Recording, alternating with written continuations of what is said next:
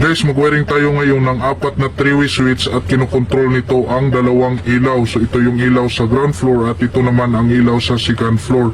So gumamit tayo ng 3-way switch para pag-akyat natin, maliwanag na doon sa second floor. Same lang din sa ground floor kasi pwede natin ito i-switch and off sa second floor at pwede rin natin ma-switch and off sa ground floor. So ito yung purpose ng 3-way switch. So ito yung unang ilaw natin guys, lagay natin to sa ground floor at ito namang isa ilagay natin din dito sa second floor. Ngayon guys, gumamit tayo dito ng 15 ampere circuit breaker. Ito na yung supply natin na 220 volts. Itong itim, ito yung live, white naman neutral. Dito, ito yung supply na live, pupunta sa ground floor natin na 3-way switch. At ito naman, ito yung return, pupunta na yung ilaw. So dito, may dalawang wire din dito. Itong black, ito yung live, white naman neutral. So 220 volts supply dito. Same lang din dito sa socket natin. Itong itim, ito yung live, white naman neutral. Dito naman sa kabila guys, ito yung supply na live dito sa second floor natin na 3-way switch at ito namang isa, ito yung return papunta dito sa second floor na ilaw. So dito guys, may makikita kayong 4 dito na wire. So ito ang traveler ng 3-way switch ng ground floor at 3-way switch ng second floor. So itong dalawa, ito yung traveler ng ground floor, papunta yan ng second floor. So itong isa, ito yung traveler 1 at ito namang isa, ito yung traveler 3. So same lang din dito sa kabila, ito yung traveler ng second floor papunta dito sa ground floor. So ito yung traveler 1 at traveler 3. So may traveler tayo guys para kahit saan dito pwede natin i-switch on off sa ground floor at pwede rin natin i-switch on off sa second floor. Live natin na galing sa load side ng circuit breaker, dito natin i-connect ang supply na live dito sa ground floor na 3-way switch at supply na live dito sa second floor natin na 3-way switch. So itong tatlo guys, splice natin to. Next, ito na yung return ng 3-way switch natin sa ground floor. Dito natin i-connect ang supply na live ng socket natin. So itong dalawa, splice natin to.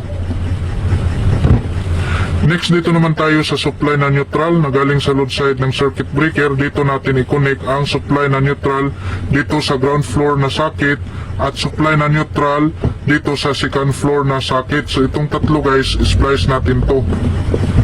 Next, dito naman tayo sa second floor natin na circuit. So ito na yung supply natin na 220 volts. Itong black, ito yung live, white naman neutral. So live natin, dito natin i-connect ang supply na live dito sa second floor natin na 3-way switch. So itong dalawa guys, splice natin to.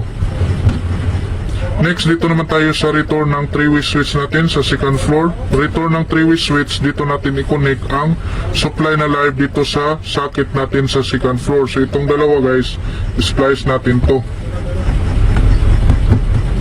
Next, dito naman tayo sa supply na neutral. Neutral ay dito natin i-connect ang supply na neutral dito sa socket natin sa second floor. So itong dalawa, splice natin. Next ay ikabit na natin ang 3-way switch natin. So ito yung 3-way switch sa ground floor, ito namang isa 3-way switch sa second floor. Next, ito na yung supply na live papunta dito sa 3-way switch natin.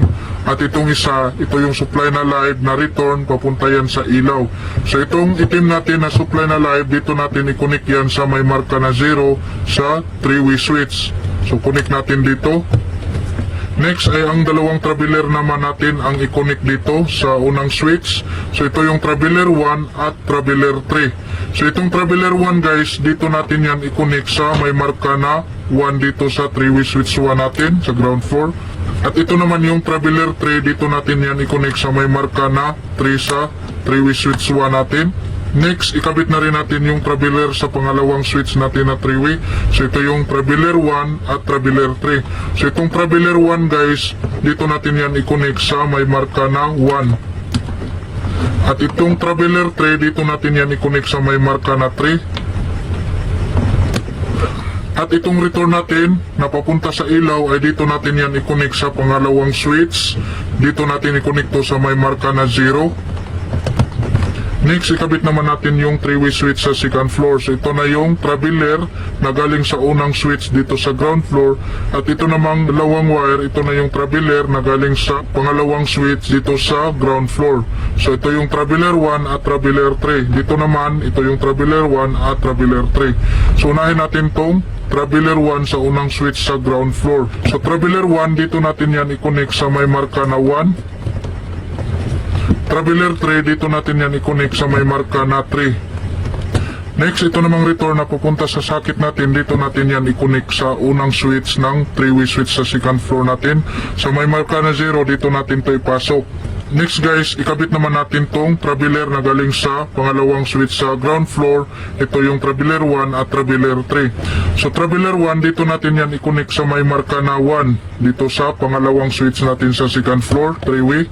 Next, ito namang traveler 3, dito natin yan ipasok sa may marka na 3, dito sa pangalawang 3-way switch natin. Next ay connect naman yung live natin na supply papunta dito sa kumo ng pangalawang switch natin. So may marka dito na 0, dito natin yan i-connect. Ngayon guys, i-review natin, baka nalito kayo sa connection natin sa switch. Supply na live, dito natin yan i-connect sa may marka na 0 sa unang switch dito sa ground floor. At ito yung traveler 1 at traveler 3. So dito yan nakakonect sa unang switch sa second floor. Ito yung traveler 1 at traveler 3. So ang may marka na 0 dito guys ay papunta na yan sa ilaw dito sa second floor. Tapos, dito naman sa switch sa second floor guys, ito yung traveler 1 at traveler 3. So, tapos dito natin kinonek yung supply na live, dito sa may marka na 0, papunta yan dito sa ground floor natin sa pangalawang switch. Ito yung traveler 1 at traveler 3. So, dito sa 0, ito na yung papunta sa ground floor natin na socket. Ngayon guys, tip na natin.